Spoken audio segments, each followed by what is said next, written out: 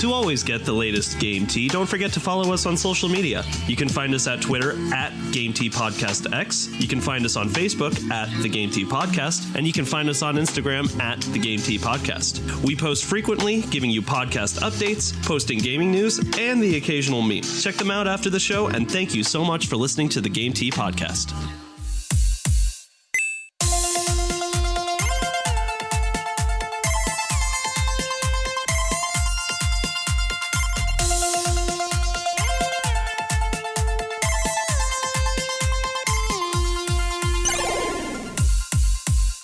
Hello, everybody, and welcome to another episode of the Game Tea Podcast. My name is JP. This is Zach. And I'm Czar. Boys, how are you doing today? I'm doing good.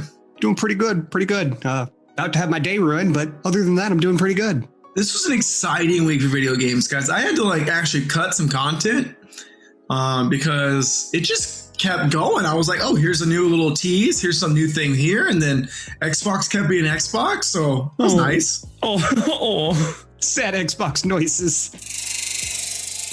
Look, you both made the prediction that Xbox is really about to blow up with something. You think they're holding something back, right?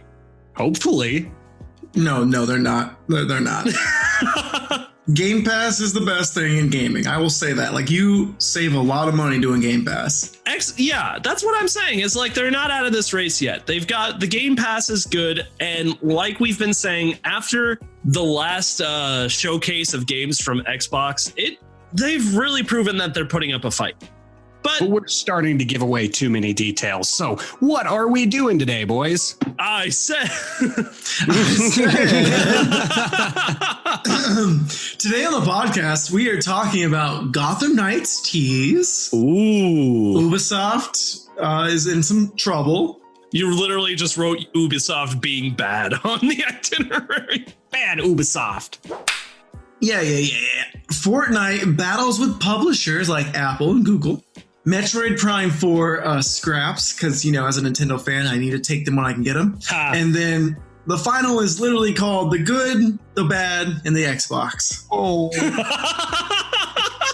So, that's great. Sorry, Czar. Oh, we'll talk. It's not that bleak. Come on. It could be worse. It's a little bleak. Sony didn't do anything this week and they got ahead. So,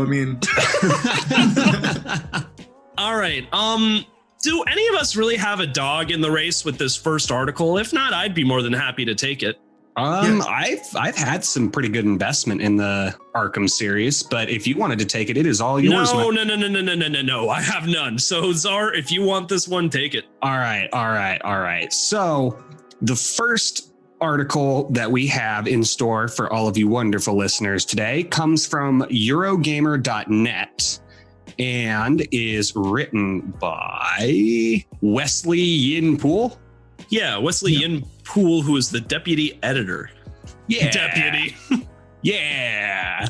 All right, Sheriff Woody, take us away. Yeehaw. There's a boot in my snake. Anywho, so yes, this article hints, and not even hints, it implies that there is going to be a new Arkham game coming. And apparently this news will go live in a DC fandom event that is scheduled for 6:30 p.m. UK time on Saturday, August 22nd. So that's coming up. Yeah, it's coming up pretty quick. Yeah. In fact, by the time this drops, it's only going to be a couple days out. Oh, yeah, absolutely. But that's not the only amazing news for the day, because later that day, or I guess it's 1 a.m. the next day in the UK, there is also a Suicide Squad Kill the Justice League panel. And this is the final confirmation from the Arkham developer that is a Suicide Squad game. And this is going to be confirmed that day too. So that's pretty hype. We get 2 Batman games, essentially. So first of all, I mean, when it comes to the whole DC gaming series, it's always kind of fallen just a little bit behind, the Marvel games like the Spider-Mans and the Avengers, in my opinion. That being said, the Arkham Knight games, the Batman games, are the pinnacle of what it's like to make a good superhero game. Would you agree with that, Czar? Oh, absolutely. I mean, for all intents and purposes, it is damn near like stepping into the cowl yourself. Like you feel like Batman in all of the motions and movements. Someone's applying for a job at IGN. I noticed that too. You feel like Batman. That's like, but you really do. Like you do though. So I played Battlefront, the Star Wars game. I didn't feel like a freaking stormtrooper. I felt like I was in Call of Duty with Star Wars skins. But no, this game specifically, and I don't know what it is about it, but you'll start talking in a deeper voice. You'll start speaking in riddles. Where's Rachel? Where's Rachel?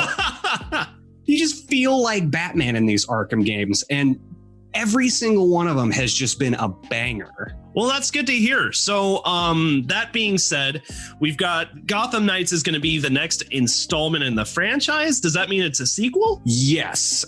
So it goes, and this is kind of a jumbled list because there are not spinoffs, but DLC in between. It goes Asylum, City, Origins, Night, and then this next game.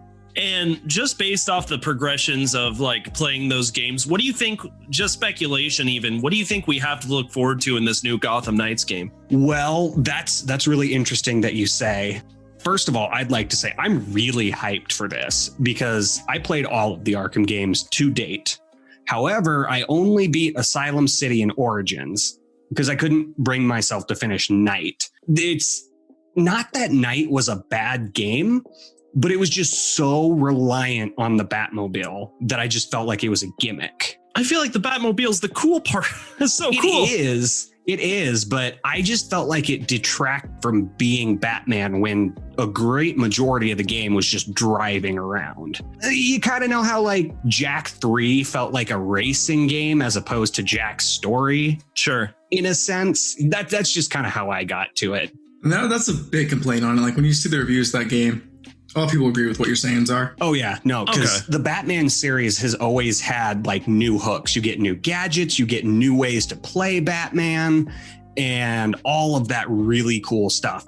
And so in Arkham Knight, they decided to go with a more driving emphasis in gameplay. And so it makes sense because that's kind of the trend of how they vamp up every sequel to the series. Mm-hmm. But yeah, so I have no idea what they're going to do to restyle this game franchise, but it's going to be something cool and it's going to be very Batman-esque. It'll make you feel even more like the Caped Crusader. So here's my speculation with that. So Batman Gotham Knights, it's a monthly American comic book series. And so what happens is it focuses on Batman, but it also focuses on the extended family. So you might get to play as Alfred Pennyworth, which, I mean, that's probably the most exciting part. No, he's a badass. Then you can play as like Batgirl and Nightwing and Robin. And I don't even know who Oracle is. Do you guys know who Oracle is? No. Yeah. Oracle is Batgirl. Oh, okay. And then there's Catwoman also. So, I mean, like, I know they kind of dabbled. You could play as Catwoman at one point, right? Yeah. But for the most part, could you play as all these other characters? There was a DLC in Origins where you could play as Catwoman. Oh, okay. And Nightwing, for that matter, too. Well, that's all really exciting news, but obviously that's not all that there is to be excited about. The Suicide Squad game is going to be on its way as well. Now, I really hope the game hits harder than the movie. Oh, yeah, right. It will. It better. It looks really cool, though, because the poster that they posted to Twitter is a Suicide Squad target on Superman's head. Wow, that's promising. I cannot wait to see it because if it's done in the same engine as the Arkham games, this is gonna be phenomenal. I totally agree. I mean, like I said, when it comes to DC games, not all of the DC games have been absolute bangers and like hits like the Marvel games have been, but I think they can do something pretty cool with the Suicide Squad game. Absolutely. And we don't know any information on that game yet, but we do just have a little bit of information, which the article is centered around for the new Arkham game. I guess my final thoughts on that are, at the end of the day, it's just fun to play as the Bat and beat the bloody tar out of some bad guys. You said it. Well, with that being said, what do you guys think? Time to move on? Yeah. All right. So up next, we've got kind of a more sensitive article that we need to talk about. It's one that needs to be talked about, though. Something kind of weird happening in the industry. Zach, what do you think? Would you like this one?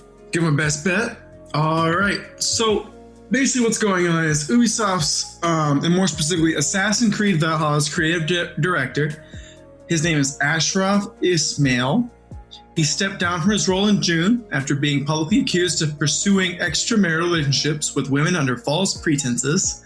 He has now been terminated, according to an internal announcement by Ubisoft. The quote they give is, "We cannot provide any details about this confidential investigation. Ismail's termination comes amid ongoing investigations into misconduct at Ubisoft following a wave of allegations of harassment and other abuses earlier this summer." Moral of the story, even before the story starts, is just don't do this crap, respect everyone, and don't be an idiot.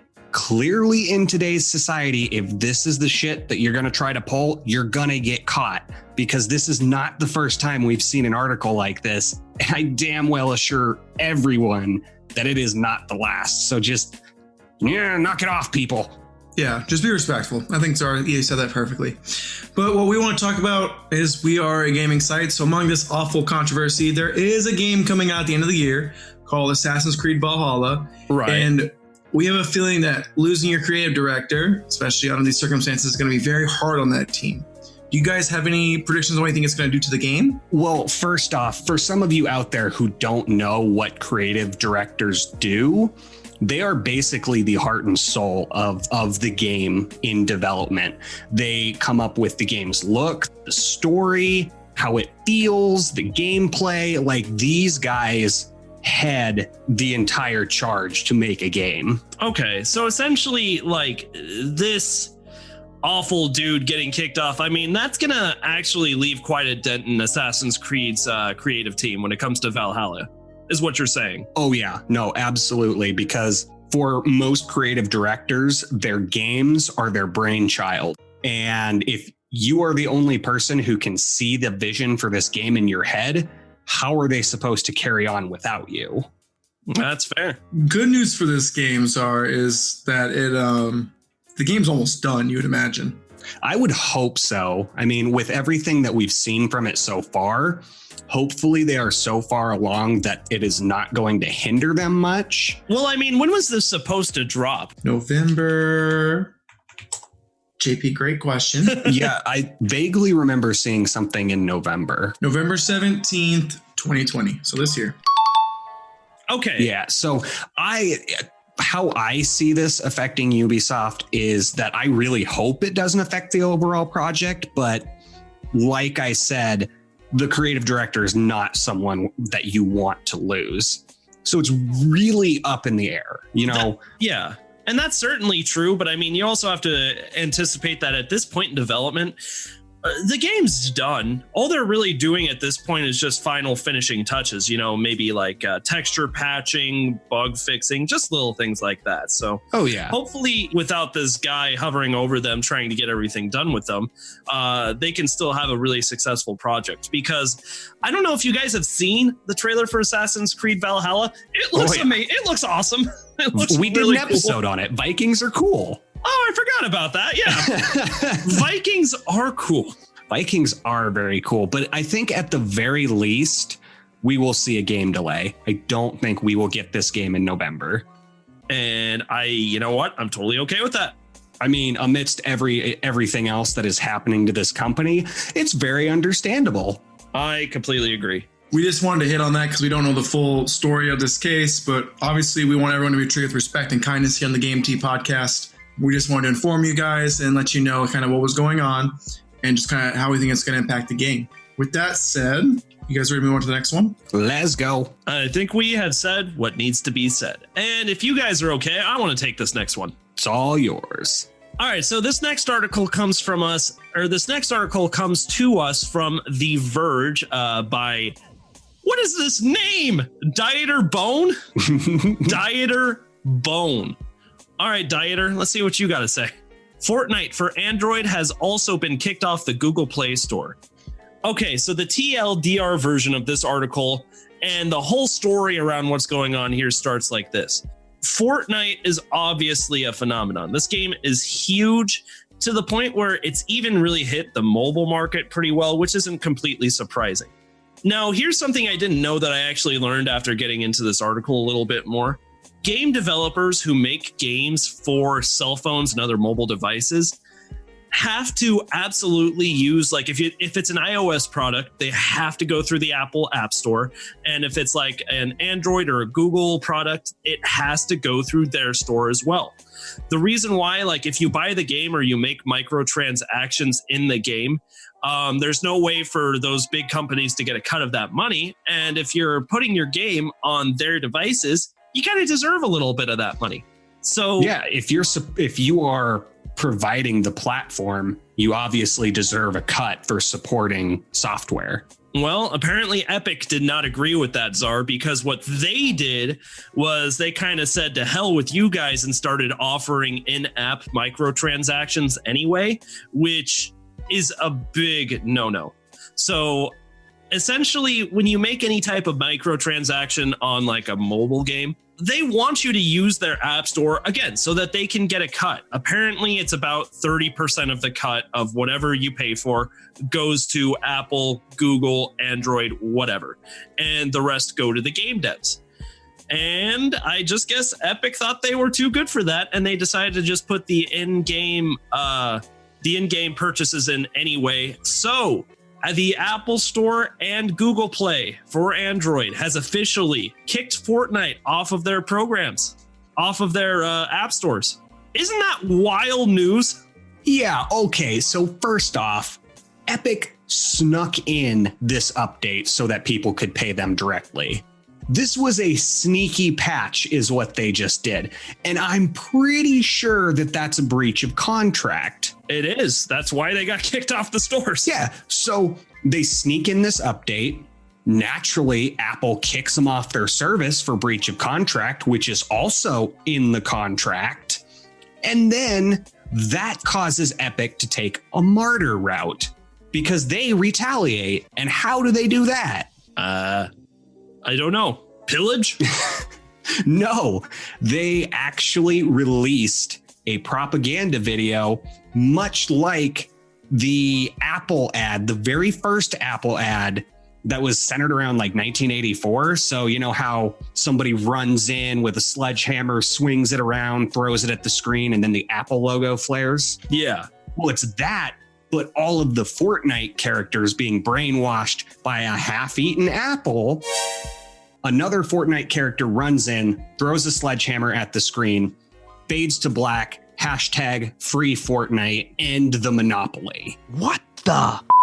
I have a lot to say about this because they're being ridiculous. Zach, Yeah. What are your thoughts on this? Yes, I agree with what you just said. I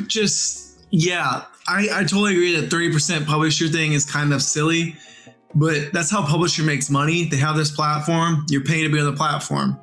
Fortnite is at this awkward crossroads where they have their own Epic store now. They're basically their own publisher, but they're trying to triple cut their pie and not get penalized for triple cutting their pie. They're basically just not trying to pay taxes. And now they're acting like since they're not paying taxes that there's some sort of, I don't like how you say martyr, like, oh, we just got kicked off because we're trying to get rid of this 30% tax for everybody. It's like, no, you're not. You're one of the few people that can actually advertise their game without needing to be on the Play Store or the Apple Store. And they're acting like they're being victimized when they're also like a billionaire company with tons of net worth and they're making so much money. I think they're trying to have their cake and eat it too. And I hate it. I just think that they're being and it was clearly planned. They knew what they were doing to have a 1984 video like that attacking Apple. Genius move, absolutely awesome. But I do not agree with them at all. And I think they need to make their own. Okay, something just dropped out of my pocket. They need to make their own I don't even know what they would do to hit on the mobile market. I just think they need to just shut up and pay the tax. They're already making oodles of money. Not like Apple needs the money or Google needs the money, but they don't need the money either. No, you're absolutely right. And I mean, that brings us into our next point. Is Epic the victim here? No. I say no, they're not. They're actually the bad guys. Yeah. And I mean, that's not to say that Apple and Google are completely innocent and perfectly trustworthy companies, because no, both companies are downright evil sometimes. And like this 30% They're businesses thing, that just want your money. Yeah. Like obviously. The 30% fee sucks, but that's the market that you play. And I mean, in this case, the spotlight is not on them because Epic knew what they were getting into when they signed the contracts, and they signed on to play Apple and Google's game. And by breaking their rules, Epic is in the wrong here. Calling this a monopoly is incredibly moronic. It's two companies, so that already, excludes the prefix of the term monopoly.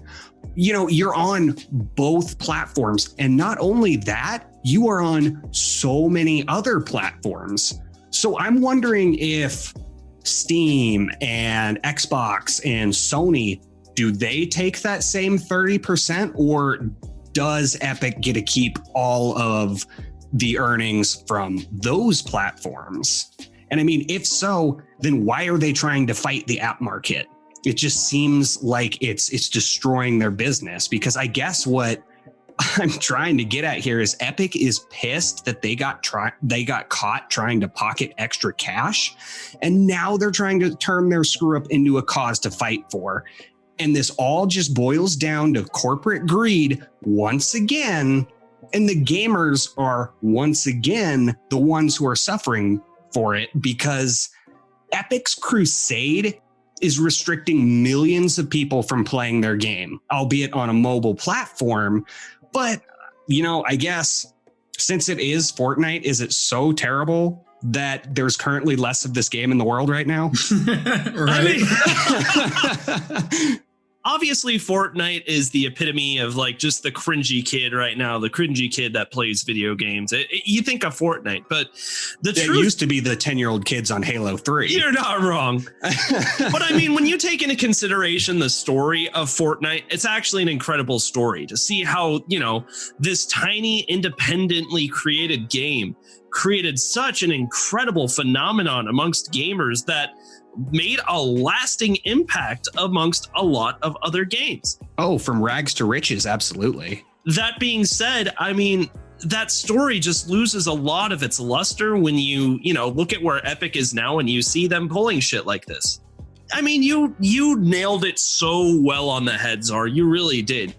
Just they're being so, 30% Apple, Google. Well, they're hosting your game. You still get 70% of the profits. Aside from maybe like an initial fee to be on the app markets, I don't even know if that's true, to be honest. Yeah. I don't even know if they have to pay to be on the App Store. Maybe they just get to be on for free. So how do the major companies make money if they host you for free? They don't. Pillage? That's pillage. But no, this is how business works. And they're just pissed that they got caught. So they're trying to be martyrs. Well, they planned to get caught. Like that Apple 1984 video definitely didn't happen overnight. Oh, yeah. No, they probably had that in the works for months. They knew exactly how this was going to shake down. Yeah, but like what I don't understand is what their game plan is now. It's like, haha, we made this video. Now Apple has to let us back in their service. And so does Google and Android. It's like, what's the end game? See, what they didn't account for is that most of their user base isn't old enough to sign an online agreement. So anything they try to get moving with their fans, probably not going to go very far since they're all kids. We like Fortnite. We like Fortnite. Zach, when was the last time you saw Fortnite dance in one of your classrooms? Please tell me it wasn't today. Literally like yesterday. Oh my God. You can't deny it. It's popular. I know it's popular. I have mixed feelings about Fortnite as a whole. Like I said, amazing story of how it, went from what it was to where it is now. Incredible story. But then you see them, You see what you have thought was going to happen. You see them get too big. You see them get greedy. You see them unhappy. You know, it's and just... you know they're going to be fine. Like, these are all multi-billion companies. It's just annoying drama. Oh, yeah. Fortnite didn't even need to be on the mobile platform. Right. They're doing fine. And I think, Zara, you talked really well about this. Like, what about when it comes to Switch? What about when it comes to Sony? Like, you know, Sony and Nintendo and Xbox, they all take that publisher tax too. Oh, yeah. Of course. So I can see Sony definitely cutting them off. I can see Microsoft doing it. I think Nintendo would be like, okay, that's cool. You do you, Google. But like, where do you go from there? Do you try to make your own console just so Fortnite can be funneled solely into the company? Maybe. You better shut up before you give them some ideas. Oh, God. We don't need a Fortnite machine. I'll tell you what, give us 30% of every cut and we'll let you have that idea. Fuck you, Fortnite. Oh, my God. All right. I'm in the mood for some better news. Zach, I know you're excited about this next game. You want to take it? Yeah, I guess. All right. So the next thing comes from a tweet from Retro Studios. Retro Studios is currently looking for a lead designer for Metroid Prime 4. Woo! It's finally happening. It's finally happening. Yeah. It's funny that you said that, JP. So this got announced way back in 2017. The game, right? The game got announced in 2017. The trailer got announced. It was a teaser. It literally just said Metroid Prime 4. It had the Metroid Prime theme music. And it was 17 seconds. That is all we have had since, I think it was June 13, 2017. Guys, I really want this game. I know, buddy. I know you do. So originally Bandai Namco was going to work on this game. Bandai Namco did such a bad job that I think it was January 8th, it was my birthday, that they released a thing saying, we have restarted development and we've given it from Bandai Namco to Metroid Prime 4. And that was back last year in January. And I guess there was a sliver of hope in my soul that maybe it wasn't so bad they could salvage some of the ideas. But it looks like it was pretty bad. They really just totally started over. Wow. They just had to start all the way over. Yeah, so that was back in 2019. And I mean, I don't think when you're looking for a lead producer, this isn't like a creative director like we talked about earlier. This is just someone who can help be almost a manager who can kind of plan things out better. Sure. Most likely finance the project too. Maybe one of those things. I'm not going to act like I know everything about the whole gaming landscape on this, but I guess I was hoping this is more coming next year, but it looks like it's going to be at least 2 years down the road. I mean, okay, so do you remember how disappointed we were after the last Nintendo Direct, Zach? Do you remember that feeling? Yeah, Zach, do you remember? Yeah, Zar, don't even. You're about to feel it. I'm just saying, we made it clear that, look, after the Nintendo Direct, everybody who's not a Nintendo fanboy was like, oh, look at all these Nintendo crybabies not getting what they wanted out of their Direct. All we wanted was to know what's going on with Nintendo and to see what we have to look forward to. What did they do next week? Bam! They hit us with a Pikmin announcement, a trailer. What did they do the week after that? Bam! They announced that they're finally getting going with Metroid Prime 4. Like you said, it's gonna be a while, but still, the ball is rolling. Yeah, the ball is rolling. Slowly but surely. All right, so this is gonna my prediction for this coming out, and I want to hear your guys's. I think it's coming out December of 2022. I think it's gonna be their big holiday title. Okay, Zar, what do you think of that? I'm gonna say 2025, just because it'll make Zach sad. You're not wrong. Who even knows if the Switch is gonna be Nintendo's main console anymore at that point? It'll be like a smaller version of the Switch with a bigger screen. I think 2025 is insane. I mean, the real thing that we have to look here for. Well, first of all, my prediction, I think Zach's right. Well, I think 2022 is going to be the predicted year that it's going to be announced, December of 2022. I'm anticipating it's probably going to get delayed, and we'll probably see it more in spring of 2023. Oh, you both hate me. Honest to God.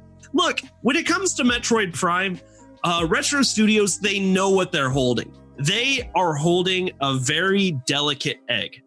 And they can turn that into something beautiful, but they have to be very careful going forward with this project. Because if they do it successfully, then it's going to be just considered another huge win for the Nintendo Switch on bringing just another great IP forward and bring it back into the mainstream. When was the last time we got a good Metroid Prime game? 2008 or 7. That's what I'm saying. It's just like Retro knows what they're working with here, and I would rather see them take their time and make a product that's great. I want something great. Guys, I'm really curious to what Retro's been doing. They made Donkey Kong Tropical Freeze for the Wii U back in 2014. That was a great game, though, wasn't it? It was a great game. Could have been a game of the year. I think 2014. What got game of the year that year? I don't know where I got game of the year, but it was a good game too. But my point is, Retro Studios has not released a game since then. Wow. And they just started on Metroid Prime 4 back in 2019. That's when they got, so it may be a little bit into 2018. So what were they working on for like 3.5 years? That's a really good question, to be honest with you. Anyway, food for thought. Just food for thought. Are you trying to infer that you think maybe they've done a little work on the Metroid game already? Because I thought that it all got scrapped. No, I'm trying to like infer that they might have another game that they're also working on alongside Metroid Prime 4, or that they have just been a shit show. I don't know. One or the other. One or the other. The point is, in a point of time where like we've just been craving Nintendo news, this is great news. I'm really happy to finally. This is news. It's this, and when we've been lacking news, this is news. So, you know, nothing is set in stone as far as the date goes, but still, they've made the announcement that it's happening. We have something to look forward to. Nintendo, please give me something. Please give us more. Anything else you guys want to say about Metroid Prime 4 before Czar moves on with our final article of the day? Please don't be 2025. Agreed. All right, Czar. It's Xbox turn. You are in the spotlight. Give us some good news. Shut up. No, there is good news in there, Czar. Tell the good news. Yeah. Well, okay. So this article comes to us from Steviver.com and is written by Steve Wright. Steve, first of all, great website name, Steve Viver. Love it. No, right? I love it, Steve Wright. You're killing it. Who's it written by? Well, Steve. You're killing it, Steve. Anyway, Steve reports that Halo Infinite has been delayed until 2021. You missed the good news, Czar. Tell them the good news first. Okay. So they also did confirm that Xbox will launch in November this year. It is confirmed, but it just won't launch with Halo. That's a lot to take in a short sentence. In a short sentence. That's a lot to take in. That's a big range of emotions that just came to me from one sentence. Okay, well, before we dig into all of that, let's start out with a couple quotes from the man, the myth, the legend, Phil Spencer. So Phil says, let me start by just recognizing the fans and the fact that this is a bummer. What a quote. You gotta respect him. You gotta respect the guy. I mean, he calls it like honest. it is. He's being honest. I will, a lot like any other company would try and spin this in a positive light. He's being honest. It's true. And this was a quote from Gary Whitta's Animal Talking Twitch show. So he continues by saying, it is disappointing to people. It's disappointing to us. We were looking forward to the alignment of Halo Infinite and the Xbox Series X. And then continually, in the end, I have made the right decision, he continued. The strength of the Halo franchise, the healthy ability of the team are things tracking towards the quality of where you want the game. I think he's right. I think this is a tough pill to swallow, but I think this is a good thing for the Halo franchise, especially. First of all, he's really, I love how Phil Spencer is acknowledging this for what it is. He's right. This is a bummer. But he's also saying that, you know, part of the reason why he's doing this is, quote unquote, the health and the ability of the team. How many times have we talked about companies or developers who just got pushed too hard during the development of a game. And it really makes you question whether or not you're going to be able to enjoy the products the same way. Oh, yeah, absolutely. I mean, just before I dig into my actual opinions on what's going on with Xbox, I would just like to say that I would rather have a game that is complete and well polished than a steaming pile of unplayable crap. Which we were not going to get a complete game at first. Did you hear that they were thinking about just doing multiplayer? Like just releasing that? Oh, yeah, they were going to been a bad idea. They were going to break up the game, and not just the multiplayer, but they were going to break up the story into different parts too. And the vibe I'm getting from reading that was not as a greedy money grubbing company, but because they were so behind on the development of this game that they just wanted to satiate the fans and get them some content. Okay, so you said you've got opinions. I want to hear those opinions. As a big Xbox fan, how are you feeling right now, my man? Oh, well, I'm glad you asked. Thank you for caring. It's good content. This is a crushing blow for Xbox because since the beginning, all I have said, all Phil Spencer has said, all Xbox News has claimed that the Series X would launch this holiday season and it would launch with Halo Infinite. I can't tell you how many times I remember hearing Phil Spencer say that. So now that the promise is broken and Xbox is losing a release title, it makes me sad. But seriously, don't get it twisty. I am disappointed that it got delayed, but I am okay with it because that means that we will get the Halo experience that the developers intended. And I would much rather prefer that.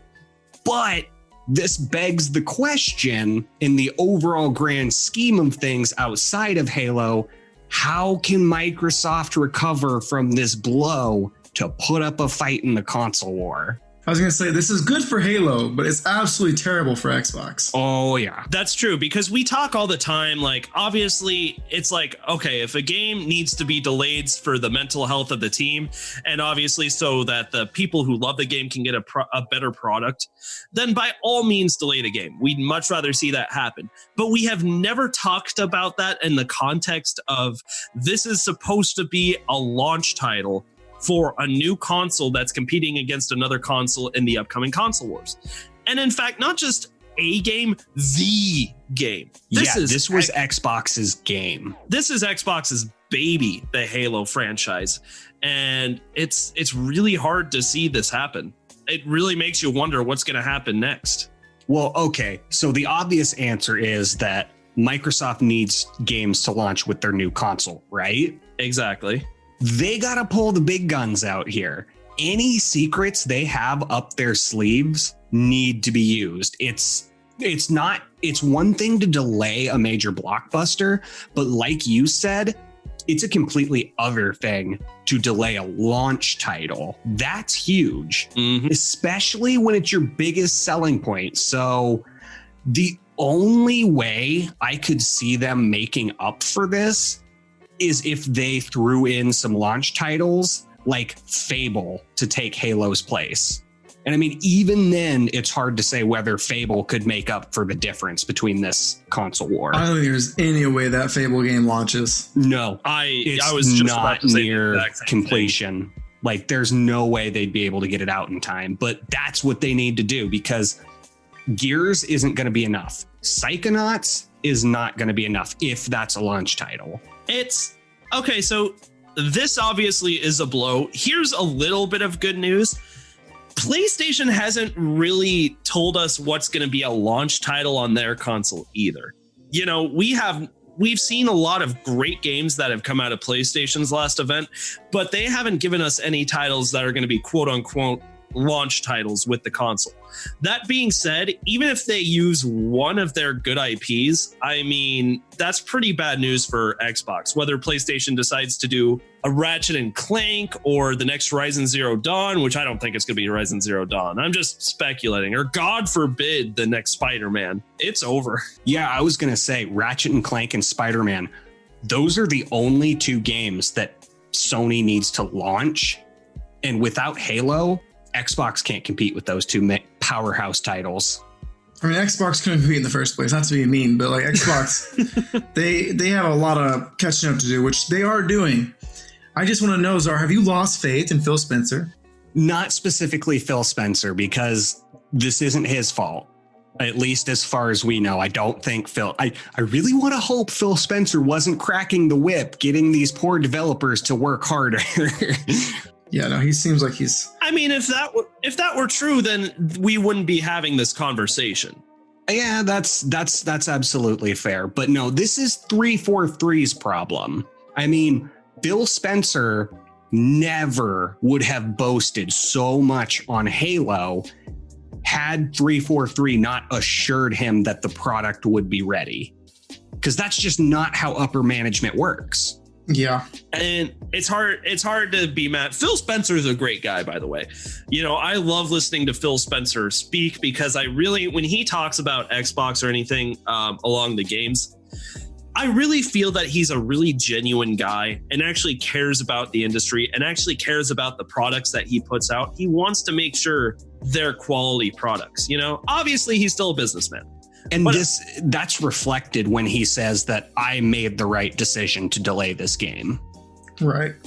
Because at the end of the day, if you ruin Halo, that's you could die on that hill. Yeah, there's no coming back from ruining your main IP. Granted, Halo 4 and 5 weren't that good in the first place, but... No, they really were not. You are not wrong. But they weren't launch title worthy. And they're claiming that this game is, which actually leads me to my final question. What are some good launch titles? You're like pretty stuck on this launch title thing.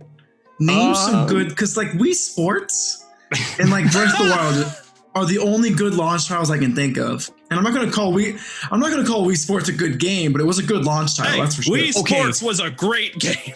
Elder Scrolls 4 Oblivion launched with the Xbox 360. So I don't want to hear nothing. That game had Patrick Stewart. That's a really good point. Yeah, but that was a buggy Bethesda game.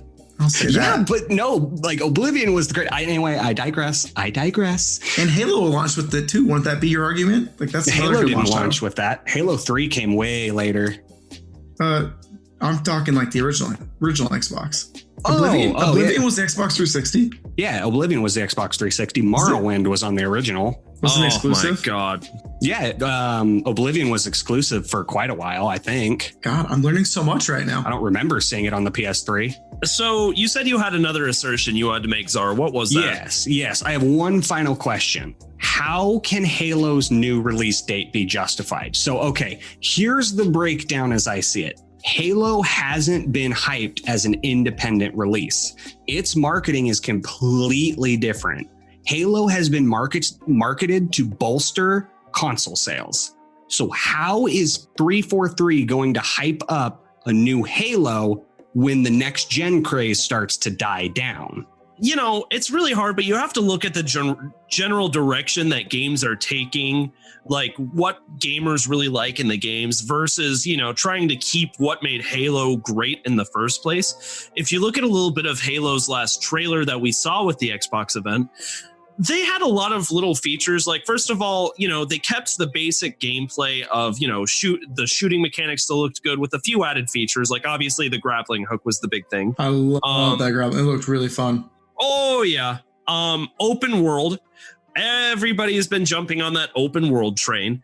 But at the same time, it really still felt like Halo with the enemies and the stories and like the shooting. And Master Chief is always so cool. Oh, yeah. Love that he looks like Halo 3 Master Chief. But what I'm trying to get at is all of that is awesome and really hype for Halo. But how can 343 justify this delay when it's been hyped up as a launch title and now it's releasing on its own? I think you make a good point. Like it has to be the next big thing. And I honestly think that's what they're shooting for. I think that's why we're getting this delay. They talked about Phil Spencer said that, or I think it was Phil Spencer, someone at 343 said that they want this game to last 10 years. Yeah. Wow. And I'm curious to see how that'll work. I hope it's not a games as a service, but I can't see anything else I can't see it not being a games as a service. So I'm hoping that it's like this Breath of the Wild Zelda meets like some sort of like competitive like Overwatch. Like that's kind of where I see them going. Like they want Overwatch fused with Breath of the Wild. Oh yeah, throw in some, daily and seasonal events into the main campaign, and some fun multiplayer updates. I don't mean Overwatch like they'll make like, how like Halo 3 was like a super competitive game that people would play for like, I feel like it was like part of MLG for like the longest time. Oh yeah, it was a big MLG title. I almost made it into the MLG with one of those clans once. Ooh. Hey yo. And on top of all that, let's not forget about multiplayer. We've barely talked about the Halo multiplayer, but along with a great campaign, there needs to be a stellar multiplayer. Oh yeah. A stellar multiplayer. You know what I mean? It's just, you're absolutely right. Instead of the hype of being a great launch title, now it just needs to provide its own hype, essentially, of just being a great game. And I think they're on the right path. Well, so kind of sidetracking from where I originally wanted to go with this, I actually do see a solution to their problem, but it is very reliant on specific conditions. First, Xbox has to confirm a second edition of the next gen console, so Project Scarlet, because that hasn't been confirmed yet. Then Microsoft has to launch that edition early next year. And to promote that second edition of the Xbox, that's when Halo Infinite launches, because it could still be considered a launch title with the second edition Xbox, because PlayStation already confirmed their digital edition. So since we haven't gotten confirmation from Xbox, we don't know that it'll launch with the original console. But if it doesn't, it could launch with the new Halo game. But I suppose what they'll actually do is they'll just make a special edition Halo console. Oh yeah, absolutely. Yeah, and that pisses me off. I hate the notion of them trying to save face with a special console skin, because I hate limited edition consoles. Seriously, how likely is it for people to own 5 different styles of the same console? And how would you even utilize the different variants without proudly displaying them as shiny and expensive paperweights? So don't release a specific console skin for Halo. Just release your second edition console with Halo. Simple fix, I think. I do not think that is a bad idea. I think that not at all. All right, well, that's kind of the good, the bad, and the Xbox. Hey, so JP, when you see Halo 20 or Halo Infinite launching? Because I say 2025. You son of a bitch. I suppose I deserve that. Honestly, the latest I think it's going to get delayed to is maybe the end of summer for 2021. That's probably what I say. That's I suppose the latest. Earliest is like early spring. Yeah. In sum, I'm upset about the delay, and I'm very sad and scared for Xbox. But I get it. We will eventually be able to play the new Halo, so everything will be okay. It'll be okay. It's okay. It's all going to be all right. I guess what I'm trying to say is sad Xbox noises. Oh, happy PlayStation noise. It's just the PlayStation 2 opening screen noise. Just That thing was awesome. Stupid DVD player. All right. I've had enough for bad news today.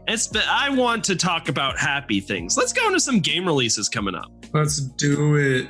Sar, when was the last time you did game releases? Could have been a while ago. Well, the floor is yours, and try not to sound so sad. All right, don't get your sad all over the new game releases. I'll try. There are quite a few Xbox titles in here. Come on, Eeyore, put a little pep in your step. All right, so first on the docket we have Aokana. Nice. Nailed it. I think it was Aokana. I think you got that right. Aokana. Okay. Aokana 4 Rhymes Across the Blue for the PlayStation 4 and Nintendo Switch on August 21st. What about Xbox? Shut up. See, I'm going to be ruthless. I made fun of Metroid. Yeah. Next, we have Super Lucky's Tale for the PlayStation 4 and Xbox. Suck it, Nintendo. On August 21st. Oh, look at this. Look at this. Keep reading. Oh boy.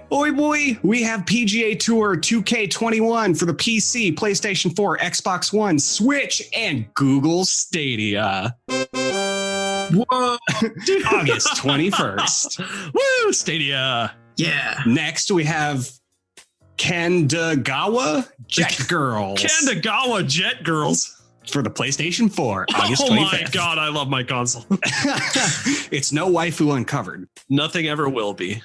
Next, we have Madden 21 for the PlayStation 4 and Xbox One on August 25th. Mortal Kombat 11 Aftermath. Classic Femme Fatal Skin Pack DLC for the PC, PlayStation 4, Xbox One, and Nintendo Switch on August 25th. Femme Fatale. Femme Fatale. What did I say?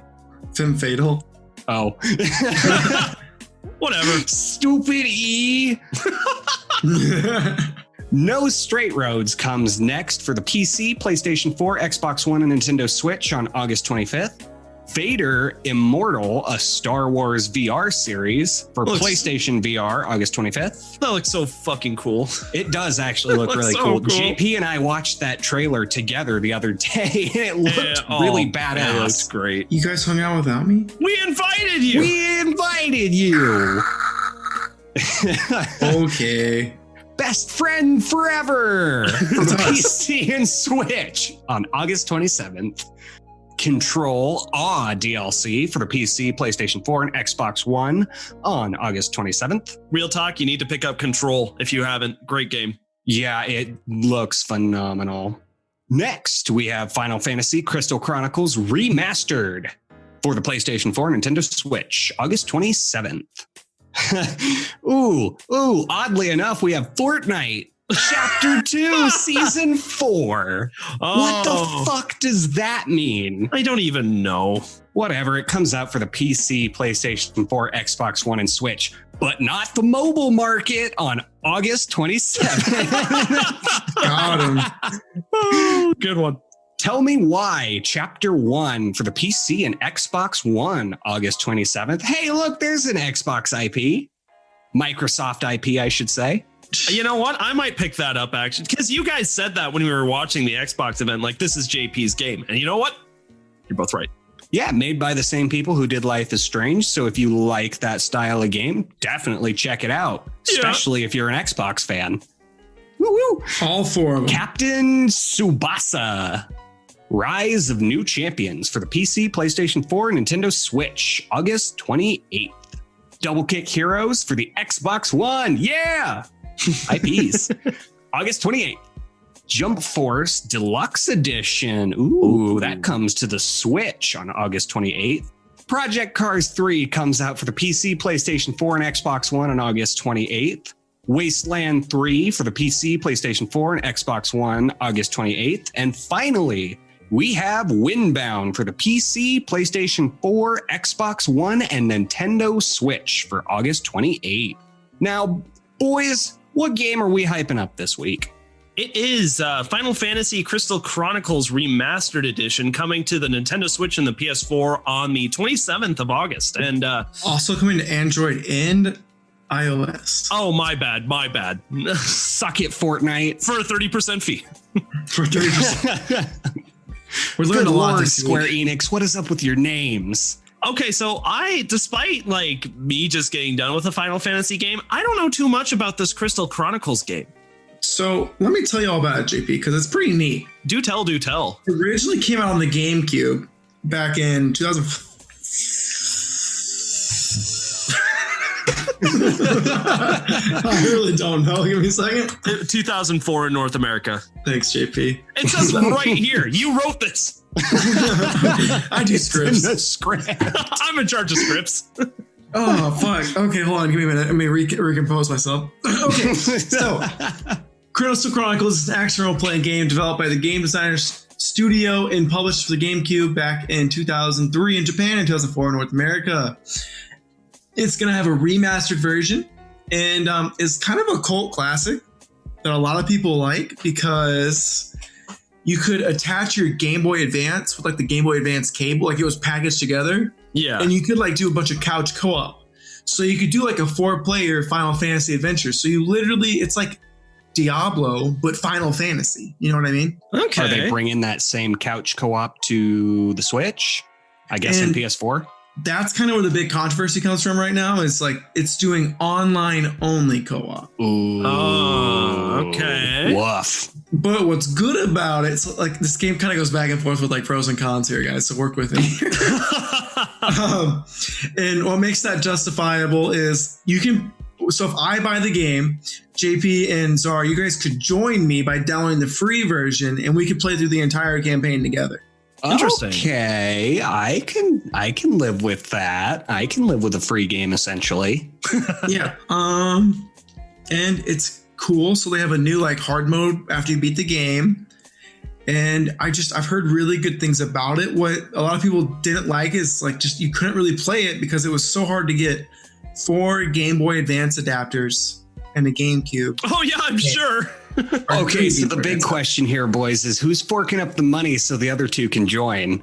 I will do it. My backlog is already huge. Well, that didn't take a lot of effort. Nice job, Zach. Yeah. You real MVP. Sometimes. Okay, so I'm still a little confused. So is there like a story mode? Yes. You get the crystals, you save the land, GG. GG, bro. And that's it. GG. I mean, like, is there ever a story in Final Fantasy that doesn't involve getting crystals and saving the world? No. Come on. Final Fantasy VII is amazing, but that's still the exact basics of that story. But you got cute girls like Tifa and Aerith. Aerith for life. Aerith gang for life. Oh, they finally got their own game. They got out of Kingdom Hearts. When you walk away, you don't hear me say. Oh, I hit that pretty well. I'm excited for this game. I love like couch co-op games. Me and Zara still need to finish Borderlands 2, but this is definitely going on the backlog. And JP still needs to get Borderlands. Aneurysm. I am not buying Borderlands for a 4th console. We've been over this. Weak. And boys, I think that's another successful episode of the podcast. What do you think? Think that about does it. Yeah. Which is very good because once again, I'm tired. I've got work tomorrow. Goodbye. Good night. Bye. Don't follow me. All right. Thank you all so much for listening to another episode of the Game Tea podcast. We'll see you in the next episode. You just got your Game Tea. Bye. Thank you all so much for listening to this episode of the Game Tea podcast. If you liked what you heard, why not follow us on social media? You can find us on Twitter at the Game Tea Podcast X. You can find us on Facebook at the Game Tea Podcast, and you can find us on Instagram at the Game Tea Podcast.